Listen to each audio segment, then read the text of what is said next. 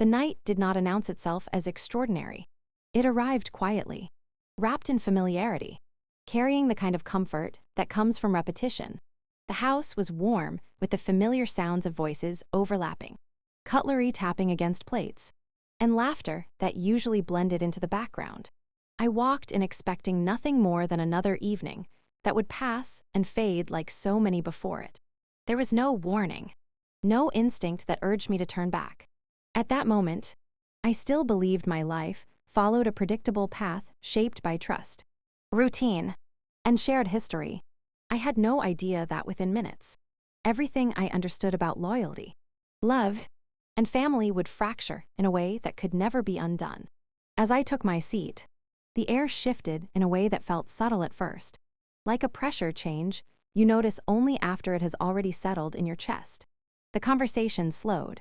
Glances lingered longer than usual, and a strange stillness crept across the table. Then she walked in. My sister's presence was not unusual, yet the sight of her holding his hand felt unreal, as though my mind rejected what my eyes were trying to process. Time seemed to stretch, each second dragging painfully, as the truth hovered between disbelief and certainty. When she spoke, her voice was calm, almost ceremonial, as if she had rehearsed the moment.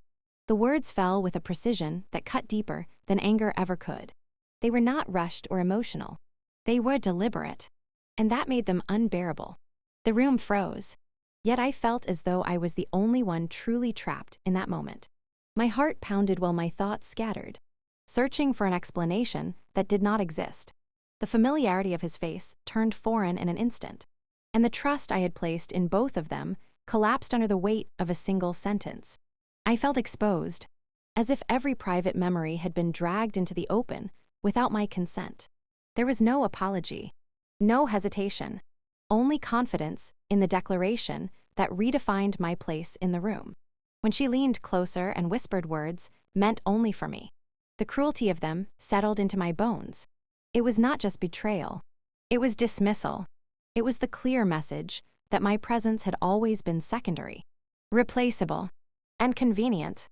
I stood up without speaking, my body moving before my mind could catch up. Silence followed me as I pushed my chair back and walked away, each step feeling heavier than the last.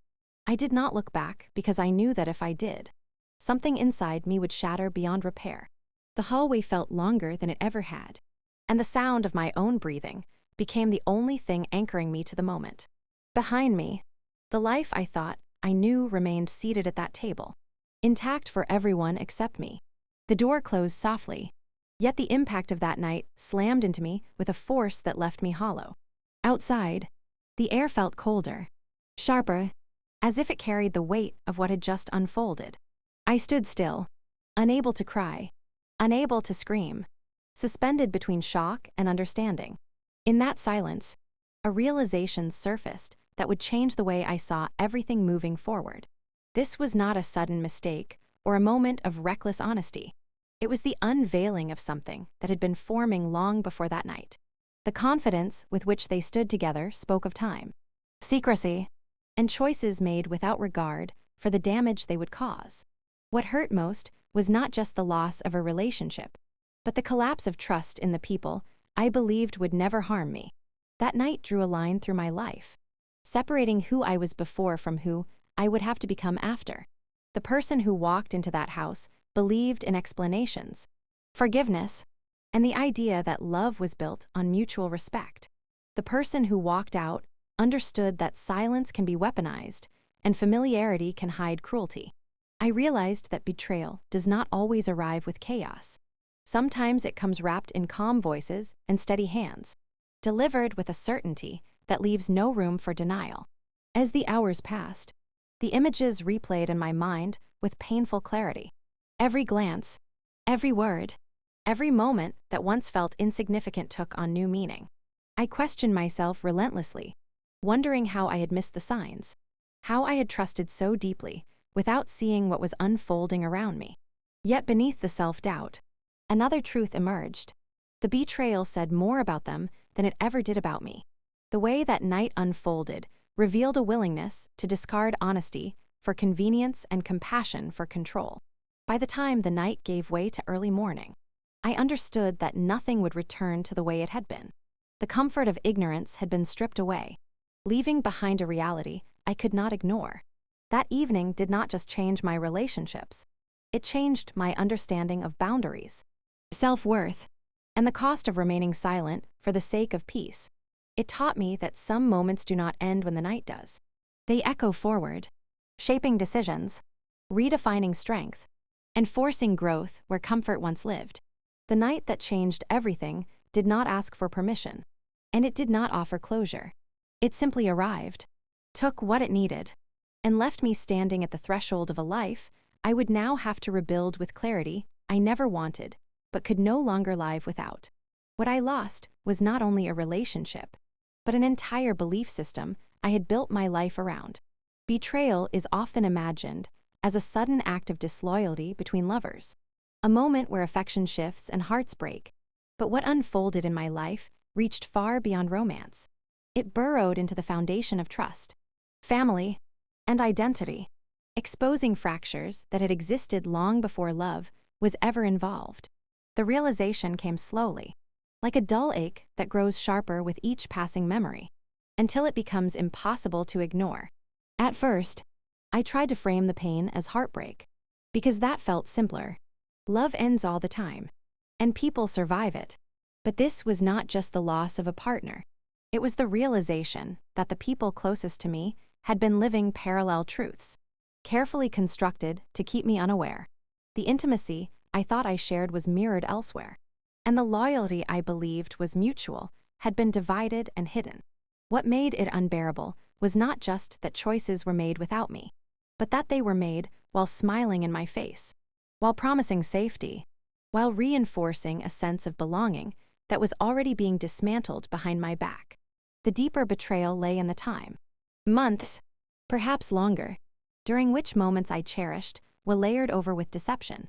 Conversations I remembered fondly were now tainted with the knowledge that they existed alongside secrets. The past itself felt rewritten. I questioned memories that once brought comfort, wondering which were real and which were performances designed to keep me calm and compliant. Trust, once broken, does not simply shatter.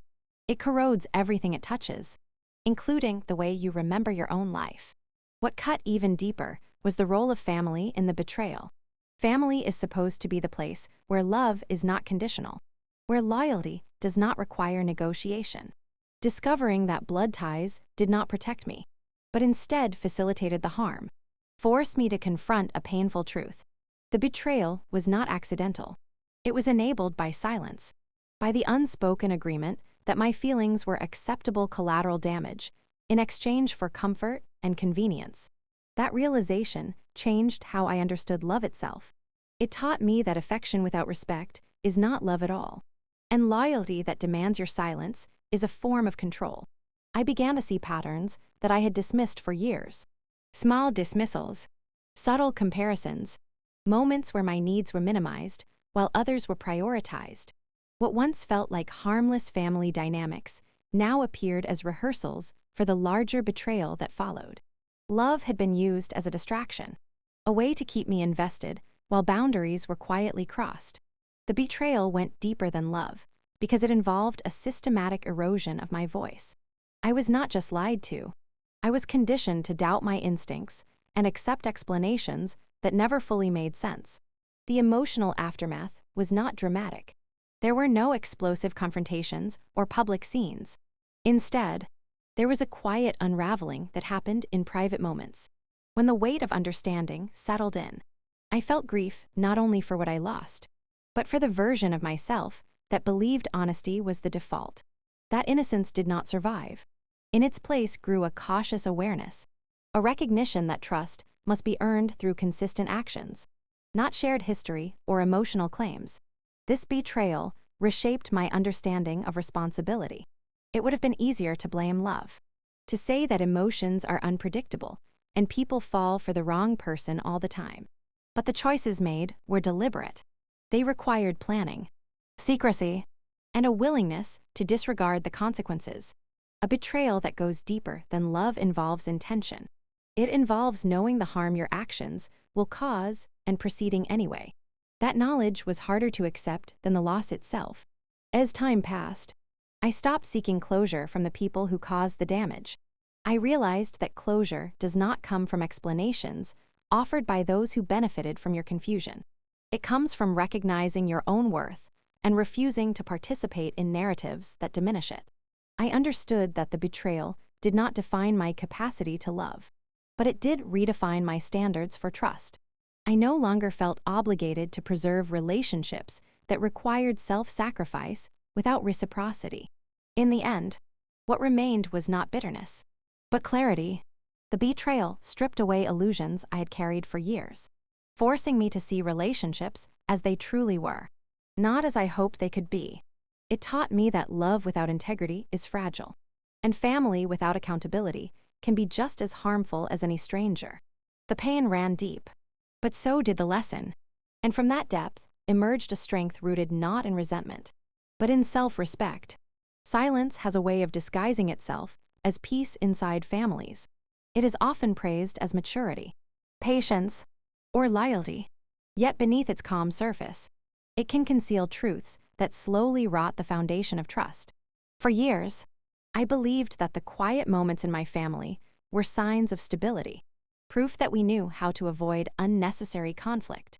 I did not realize that the absence of confrontation was not harmony at all, but a carefully maintained shield protecting secrets that were never meant to reach me. The realization did not arrive all at once.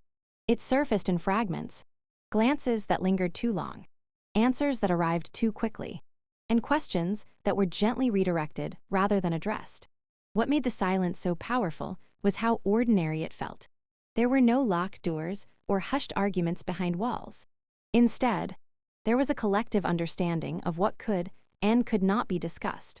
Certain topics dissolved the moment they appeared, and discomfort was smoothed over with reassurances that everything was fine. I accepted this without resistance, because it was how I had been raised to understand family loyalty. You protect one another by not asking too much. You preserve unity by letting certain things remain unsaid. That belief kept me compliant, even when my instincts sensed gaps in the stories I was told. The first cracks appeared when I noticed how easily conversations shifted whenever accountability came close. A question about timing would be answered with vague explanations. A concern would be met with a change of subject. At the time, I told myself I was being sensitive, that families are imperfect and misunderstandings happen. But silence repeated often enough becomes intentional. It forms a pattern, one that teaches you where you are allowed to stand and where you are expected to retreat. The more I observed, the clearer it became that silence was not accidental. It was curated. Family silence does not exist in isolation. It requires cooperation. Each person plays a role, whether by redirecting attention, minimizing discomfort, or dismissing concerns as emotional overreactions. I began to recognize how this dynamic shaped my own behavior. I learned to soften my questions, to phrase concerns in ways that would not provoke defensiveness. I learned that pressing too hard led to subtle consequences: distance, disappointment, or the unspoken suggestion that I was disrupting the family's sense of order. Over time, I internalized the idea that my need for clarity was a flaw rather than a reasonable expectation. The most painful realization was understanding who benefited from the silence. It was not shared equally. Some were protected by it, while others were left exposed. Silence became a currency exchanged for comfort, allowing certain behaviors to continue unchecked.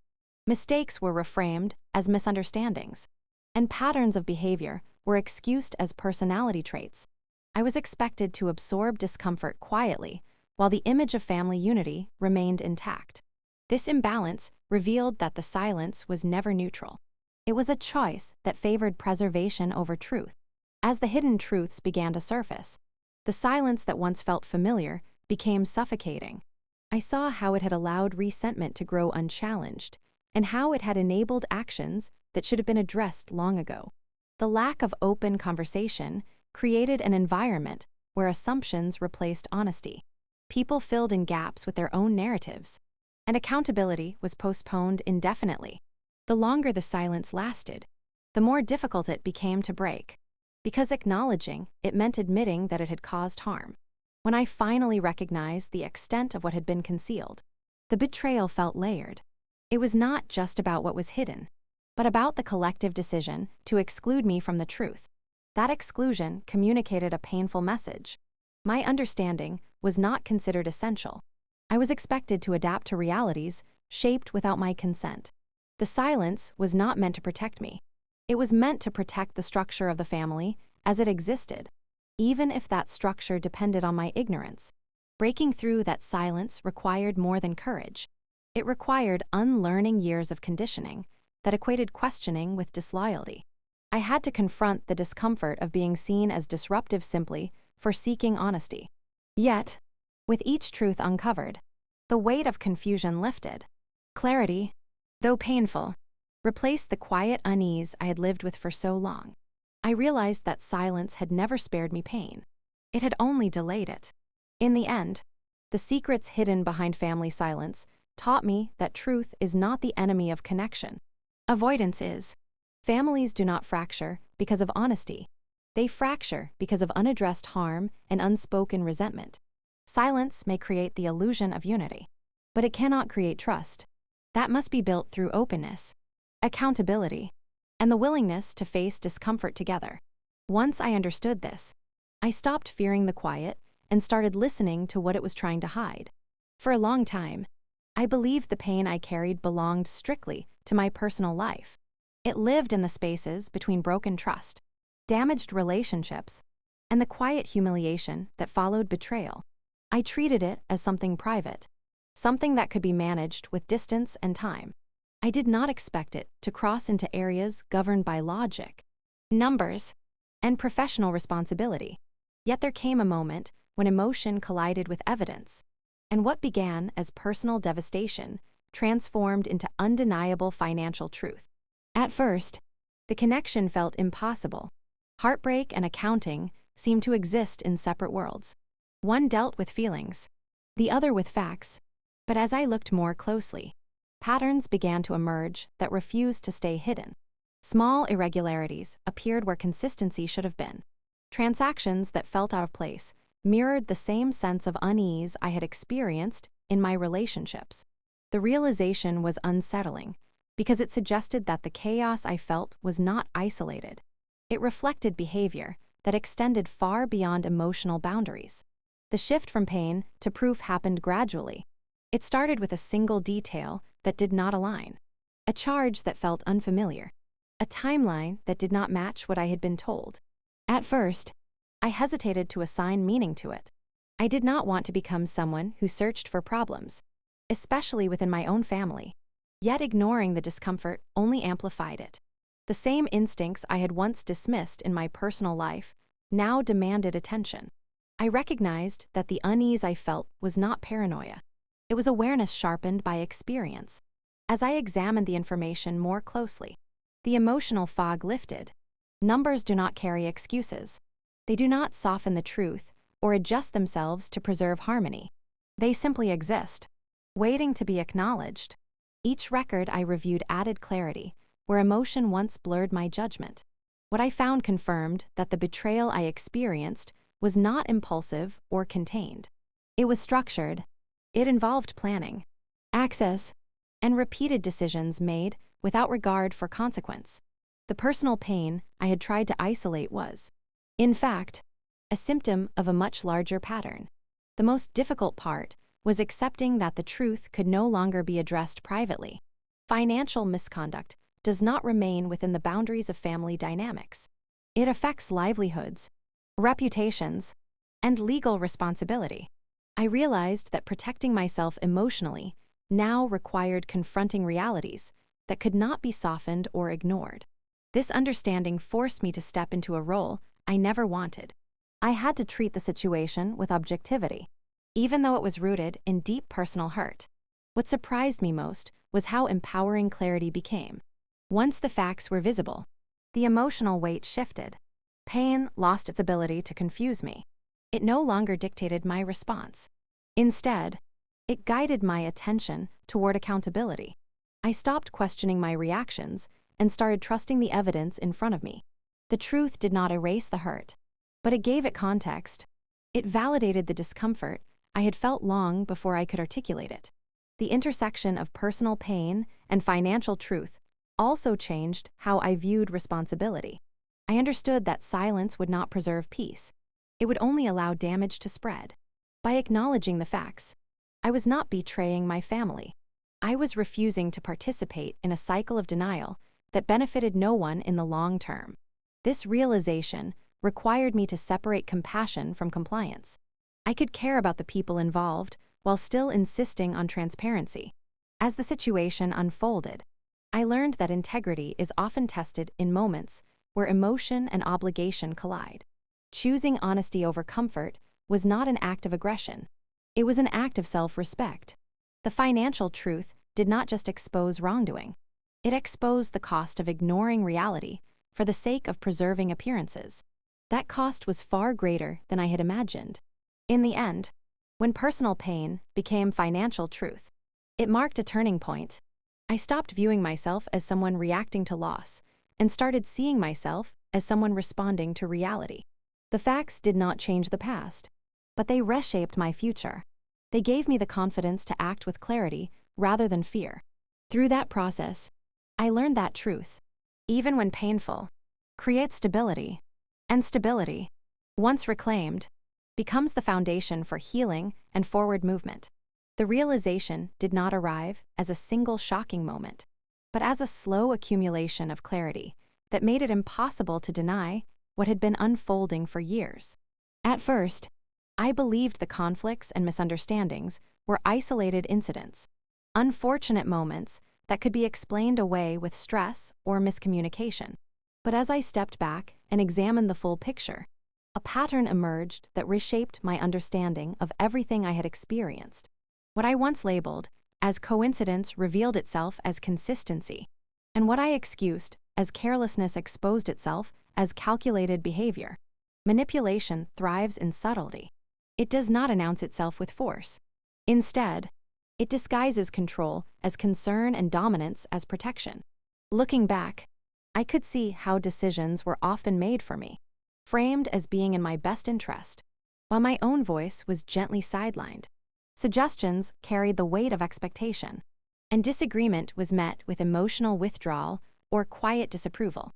Over time, I learned to anticipate reactions and adjust my behavior to avoid conflict. That adjustment did not happen because I lacked strength, but because I was conditioned to believe that harmony depended on my compliance. The pattern became clearer when I noticed how information was selectively shared. I was told just enough to remain cooperative, but never enough to see the full scope of decisions being made. Details arrived late or only after outcomes were already set in motion. When questions arose, the answers were incomplete, layered with reassurance rather than truth. This controlled flow of information created a reality where I was always reacting, never participating. It allowed others to shape narratives without challenge, while I was left to navigate consequences I never agreed to. What made the manipulation effective was its emotional framing. Doubt was introduced subtly, often disguised as concern for my well-being.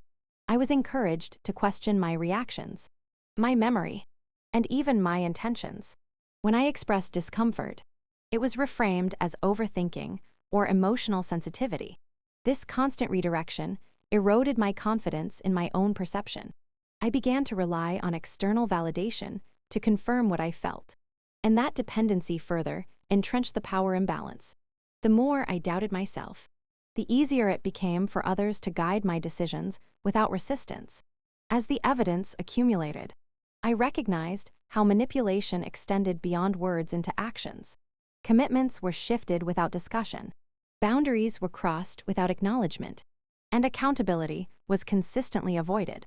Apologies, when offered, were vague and empty, designed to diffuse tension rather than address harm. Patterns repeated with precision, reinforcing the understanding that this behavior was not accidental. It was rehearsed, refined through years of testing limits and observing reactions. The most painful aspect of uncovering the pattern was realizing how deeply it had shaped my identity. I had learned to measure my worth through approval and to equate self-sacrifice with loyalty. This mindset made manipulation possible because it blurred the line between love and obligation. I believed that endurance was a virtue, and that discomfort was a necessary cost of maintaining relationships. Recognizing this allowed me to see how my own conditioning had been used against me. Breaking free from the pattern required more than awareness.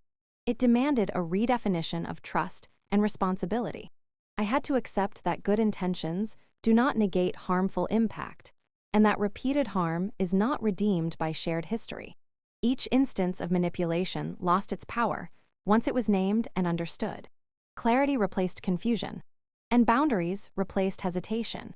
The process was not immediate or easy. It involved confronting guilt, fear, and the discomfort of disrupting familiar dynamics. In the end, uncovering the pattern of manipulation transformed my understanding of strength. Strength was no longer about endurance or silence.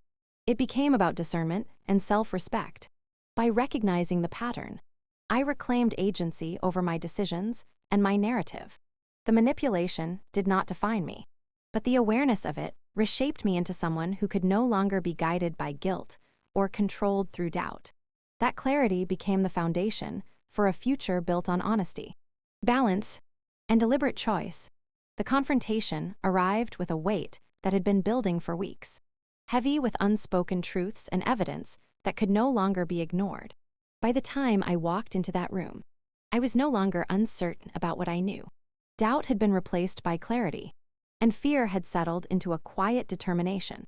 This was not a moment driven by anger or the desire to win. It was the inevitable collision between deception and reality, a point where every hidden action demanded acknowledgement.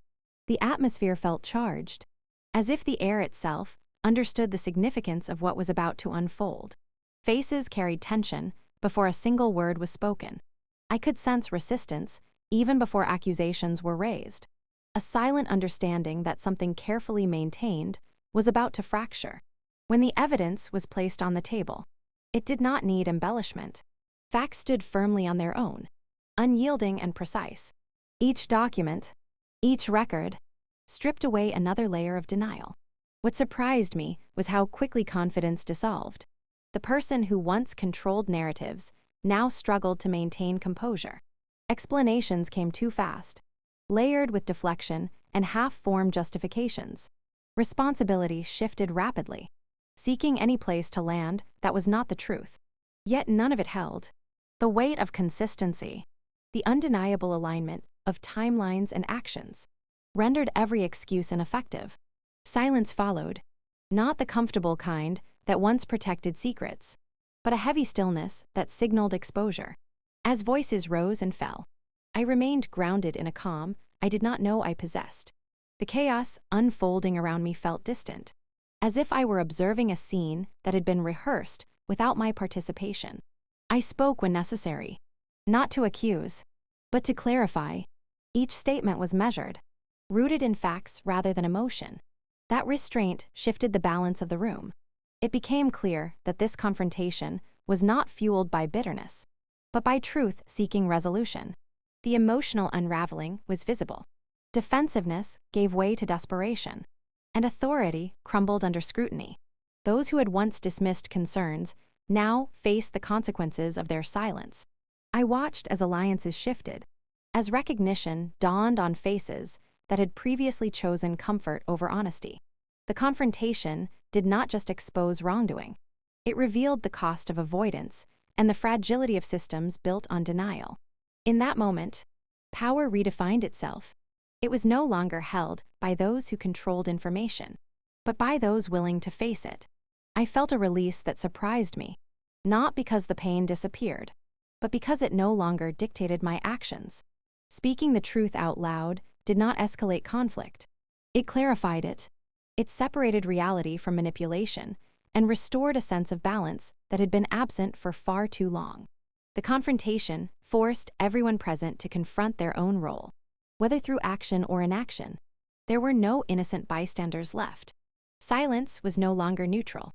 It had shape, consequence, and responsibility attached to it. This realization changed the dynamics in the room.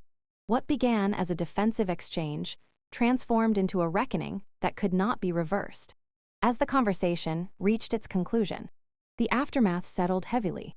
There was no triumph, no satisfaction in being right. What remained was an understanding that exposure carries a cost for everyone involved. Relationships shifted permanently, and the illusion of stability dissolved. Yet within that loss existed something undeniable. Truth had taken its place, and with it came a clarity that could not be undone. Walking away from that confrontation, I felt the weight of what had been revealed, but also the freedom of no longer carrying it alone. The exposure did not fix everything, and it did not erase the damage done, but it ended the cycle of confusion and secrecy. The confrontation marked the moment when deception lost its hold, and reality claimed its space.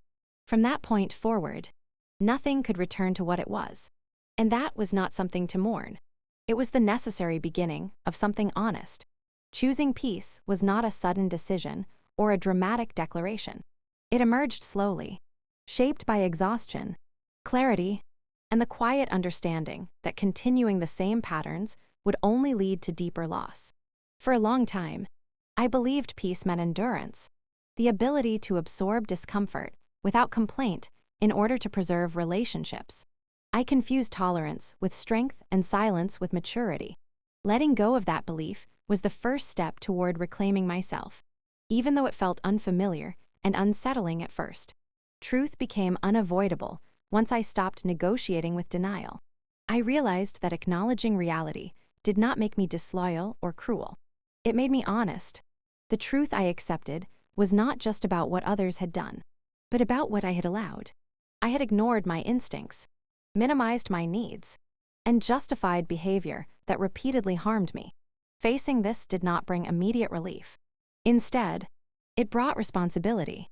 I had to accept that protecting my well-being required change, even if that change disrupted familiar connections. Self-respect grew in the space where fear once lived. I learned that respecting myself did not require anger or punishment. It required boundaries.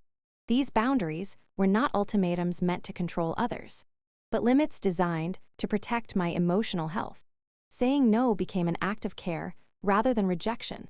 Walking away from conversations that dismissed my experience felt uncomfortable. Yet each time I did, the weight I carried became lighter. I understood that access to my life was not a right others were entitled to, but a privilege shaped by mutual respect. Peace revealed itself in quiet moments rather than dramatic victories. It appeared in mornings, without anxiety, and evenings, without the need to replay conversations in my mind. It existed in the absence of tension rather than the presence of approval. I noticed how much energy I had spent managing other people's reactions and how freeing it felt to redirect that energy toward myself. Choosing peace did not eliminate sadness or grief. It allowed those emotions to pass without consuming me. Truth reshaped my relationships. Some grew distant, not because I withdrew love, but because honesty removed the dynamics they relied on. Others strengthened through mutual understanding and respect. I learned that relationships capable of surviving truth are the ones worth nurturing. Those that collapse under it were already fragile, sustained by silence and compromise rather than connection. Accepting this allowed me to release guilt that did not belong to me. Self-respect required consistency. It was not enough to recognize my worth in moments of clarity. I had to honor it in moments of doubt. Old habits resurfaced, tempting me to explain myself excessively or soften boundaries to maintain comfort. Each time, I reminded myself why I chose this path. I was no longer willing to trade my stability for temporary peace. True peace did not demand self-erasure. It supported growth and authenticity. As time passed, I noticed how my internal dialogue changed. I stopped questioning whether I was asking for too much and started asking whether I was being treated with fairness. This shift altered how I moved through the world. I became more intentional with my time, more selective with my trust, and more compassionate with myself. I accepted that healing is not linear, and that choosing peace is a practice rather than a destination. And choosing peace, truth, and self-respect I did not lose my capacity for love or forgiveness. I refined it. I learned that forgiveness does not require proximity, and that love does not demand sacrifice of self. The life I built from that understanding felt quieter, steadier, and deeply mine. I no longer measured my worth by the approval of others or the preservation of fragile harmony. I measured it by the calm I felt in my own presence. Ultimately, choosing peace was choosing myself. It was the recognition that I deserved a life free from manipulation, confusion, and emotional debt. Truth became my anchor, and self-respect became my compass. Together, they guided me away from chaos and toward a future grounded in clarity and dignity.